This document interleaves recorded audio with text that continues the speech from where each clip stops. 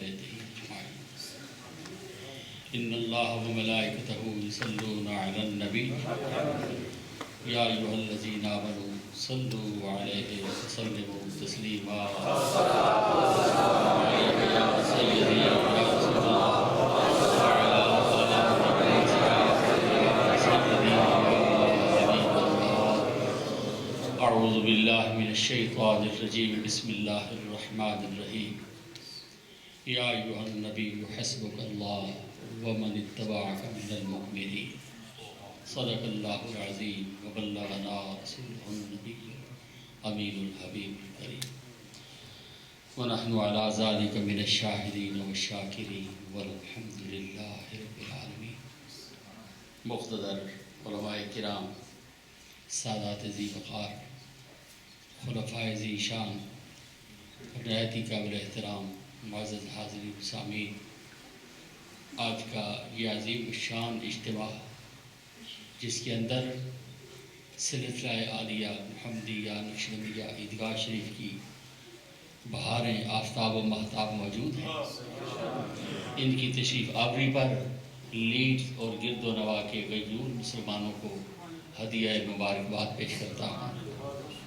اہل سنت و جماعت کے مقتدر علماء جن کے اندر میرے عزیز محترم ڈاکٹر صاحب بھی موجود ہیں، خطیب ذی وقار علامہ صاحبزادہ محمد دلشاد حسین قاضی صاحب بھی موجود ہیں۔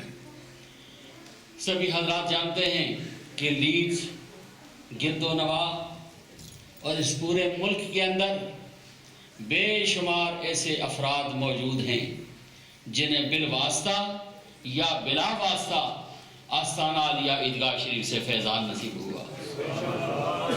ہر طالب کا یہ حق بنتا ہے جہاں سے بھیک ملے انہیں ملے، یا ان کے آباء و اجداد کو ملے یا ان کے مشائخ کو ملے، ان کا یہ روحانی طور پر فریضہ بنتا ہے کہ تا حیات اس در کی اور اس در کی نگرانی کرنے والوں کی عزت و وقار و محبت و عقیدت کو اپنے ایمان کی جان اور روح سمجھے۔ یہ طریقت کی بنیاد ہے۔ میں نے حضور سلطان المشائخ حضرت محبوب الہی کے مبارک فرامین کے اندر یہ بات پڑھی ہے کہ حضرت محبوب الہی تشریف فرما ہیں اور آپ کی مجلس پاک میں ہزاروں خدام موجود ہیں جو آپ کی گفتگو سن رہے ہیں۔ انہی تمام حاضرین و طالبین کے اندر حضرت چراغ دہلوی نصیر الدین رحمت اللہ علیہ بھی موجود ہیں۔ ایک سائڈ پہ 10 بستہ کھڑے ہیں۔ محبوب الہی گفتگو کرتے کرتے جب دیکھا کہ نصیر الدین چراغ دہلوی کھڑے ہیں تو فرمایا نصیر بیٹھ جاؤ۔ حضور نہیں بیٹھ سکتا، میں مجبور ہوں۔ پھر آپ نے گفتگو شروع فرما دی۔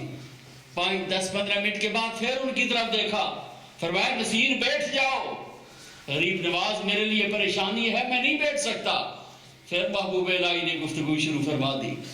10-15 منٹ کے بعد پھر انہیں دیکھا، فرمایا نصیر بیٹھتے کیوں نہیں ہو؟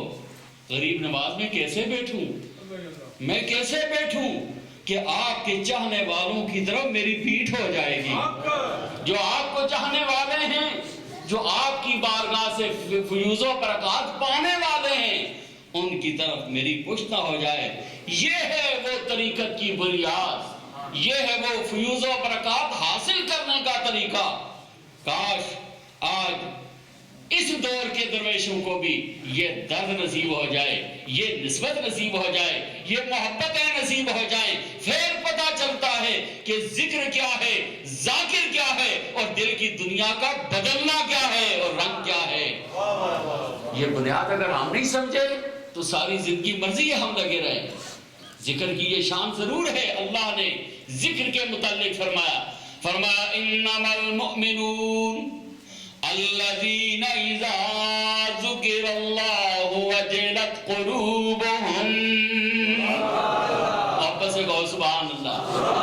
انما المؤمنون الذين اذا ذكر الله وجلت قلوبهم۔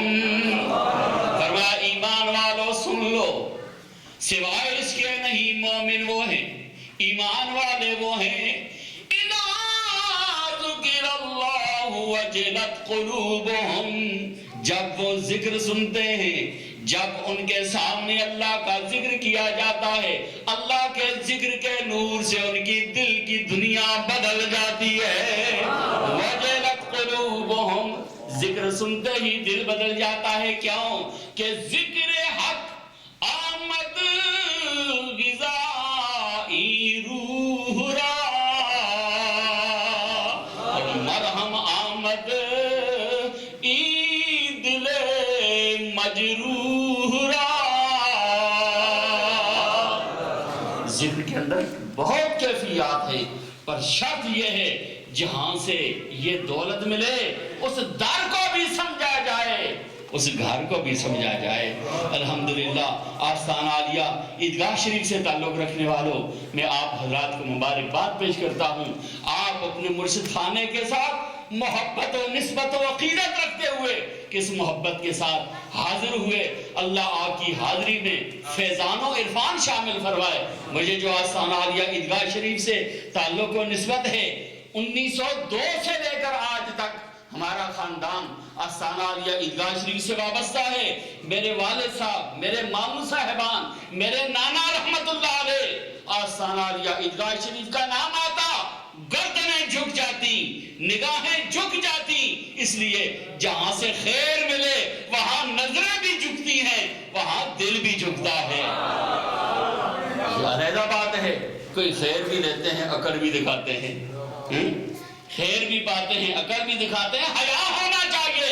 تاریخ کو دیکھیں تو ہمیں تاریخ یہ سبق دے رہی ہے کہ باقی صحابہ و تابعین میں اور یزید میں فرق کیا ہے؟ یہ ایک ہی تو فرق تھا کہ وہ بھیک پا کر اکڑا رہا، اور جو بھیک پا کر جھکے، اللہ فرماتا ہے والذین اتبعوہم باحسان رضی اللہ عنہم ورضوا عنہ۔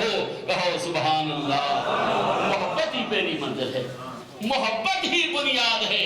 رحمت دو عالم کا فرمان، امام الانبیاء فرماتے ہیں الدین کلہ ادب، دین پورے کا پورا ادب ہے۔ کہو سبحان اللہ۔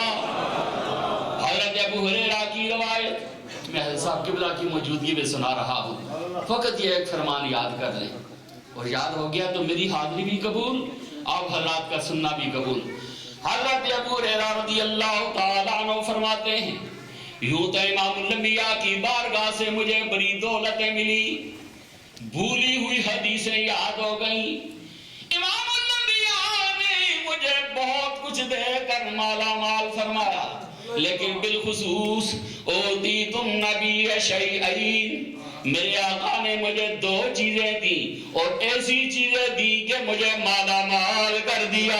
سبحان اللہ۔ ابو ہریرہ یہ عقیدہ دے رہے ہیں کملی والے جب عطا فرماتے ہیں تو مالا مال کر دیتے ہیں۔ کون سی دو چیزیں دی؟ حضرت ابو ہریرہ کہتے ہیں حضور کہ میرے آقا نے مجھے وفا کی دولت بھی عطا کی، حیا کی دولت بھی عطا کی۔ سبحان اللہ، کہو سبحان اللہ۔ میرے آقا نے مجھے دولت وفا بھی عطا کی، دولت حیا بھی عطا کی۔ حدیث ختم ہو جاتی ہے۔ محدثین اس حدیث پر بڑی لمبی چوڑی گفتگو، تحقیق، تفسیر لکھتے ہیں۔ شاہ عبدالحق محدث دہلوی رحمۃ اللہ علیہ جب اس حدیث پر آتے ہیں تو فرماتے ہیں مجھے سارے کا سارا نظام ان دو چیزوں میں نظر آ رہا ہے، خالق اور مخلوق کا رشتہ وفا اور حیا کا ہے، نبی اور امت کا رشتہ وفا اور حیا کا ہے، باپ اور بیٹے کا رشتہ وفا اور حیا کا ہے، استاد اور شاگرد کا رشتہ وفا اور حیا کا ہے، پیر اور مرید کا رشتہ وفا اور حیا کا ہے۔ ایک طرف سے حیا ہوتا ہے، دوسری طرف سے وفا ہوتی ہے۔ مرید جب تک حیا کے رنگ میں رہتا ہے، پیر وفا کی دولت سے مارا مار کرتا ہے۔ ارے جن کا حیا ختم ہو جاتا ہے ان کے لیے وفا بھی ختم ہو جایا کرتی ہے۔ سمجھیے یہ دو بھی چیزیں ہیں، وفا اور حیا۔ جس نے وفا اور حیا کو سمجھ لیا، طریقت کو بھی سمجھ گیا، حقیقت کو بھی سمجھ گیا، معرفت کو بھی سمجھ گیا۔ آج میں اور آپ حضرات اس پاکیزہ بزم کے اندر موجود ہیں۔ حضور قبلہ پیر خواجہ محمد نقیب الرحمن صاحب تشریف فرما ہے، اور آپ کے نور نظر شہزادہ والا شام، عاشقوں کی جان، آستانہ عالیہ عیدگاہ شریف کی پہچان، اور پاک پاکستان کے خوبصورت حسان تشریف فرما ہے۔ اللہ پاک اس گھر کی شان کو اور عظمت عطا فرمائے، رحمت عطا فرمائے۔ یقیناً ہر طالب بھی محبت کرتا ہے، لیکن حضرت صاحب کی بلا اپنے شہزادے سے جو محبت فرماتے ہیں یہ ایک اپنی بات ہے، اپنی شان ہے۔ علامہ سردار دلشاد قادری صاحب نے بھی یہ رنگ دیکھا ہوگا کہ جب شہزادہ والا شان مجلس پاک میں تشریف لائے، والد گرامی نے اٹھ کر استقبال فرما کر گلے لگا کر اپنے ساتھ بٹھایا۔ ایک جگہ حضرت یہ بات ہو رہی تھی، کہتے ہم نے پہلی بار یہ دیکھا ہے کہ بھائی کبھی باپ نے بھی بیٹے کے لیے سجادہ چھوڑا ہے۔ میں نے کہا تمہیں یہ تو نظر آتا ہے، پر یہ کبھی نہیں دیکھا کبھی نانے نے بھی نواسے کے لیے ممبر چھوڑا ہے۔ ارے کبھی یہ بھی دیکھا ہے کہ ممبر بھی چھوڑا جاتا ہے، اور کبھی یہ بھی دیکھا ہے کہ سجدہ بھی لمبا کیا جاتا ہے۔ شرط یہ ہے کہ اولاد میں بھی کوئی رنگ ہونا چاہیے نا، اولاد میں بھی کوئی کیفیت تو ہونی چاہیے۔ جب اولاد کو دیکھتے ہیں تو اپنا رنگ ہے، باپ کو دیکھتے ہیں تو اپنا جلوہ ہے۔ آواز آتی ہے کریم کی بارگاہ سے منظور شدہ خزانے جہاں جہاں جاتے ہیں، رنگ ہی رنگ ہے، جلوہ ہی جلوہ ہے، کرم ہی کرم ہے۔ رب فرماتا ہے یا ایھا النبی حسبک اللہ ومن اتبعک من المؤمنین۔ پیارے حبیب، اللہ آپ کے لیے کافی ہے، اور آپ کی شان و عظمت و کیفیات کو بیان کرنے کے لیے آپ کی اتباع میں قربان ہونے والے اہل ایمان کافی ہیں۔ الحمدللہ جس صوفی کو دیکھتے ہیں، خوبصورت رسول اللہ کی سنت کا نور، زلف محمد مصطفیٰ کی اداؤں کا نور، ذکر بھی ہے، فکر بھی ہے، درد بھی ہے، ذوق بھی ہے۔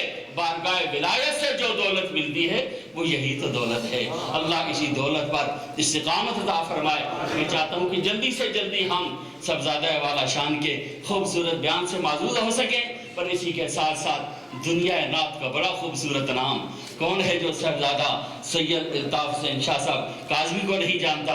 جب وہ نعت شریف جس رنگ میں پیش کرتے ہیں پتہ چلتا ہے مدینہ پاک کی بہاریں شروع ہو گئی ہے، مدینہ پاک کے انوار و تجلیات کا نزول شروع ہو گیا ہے۔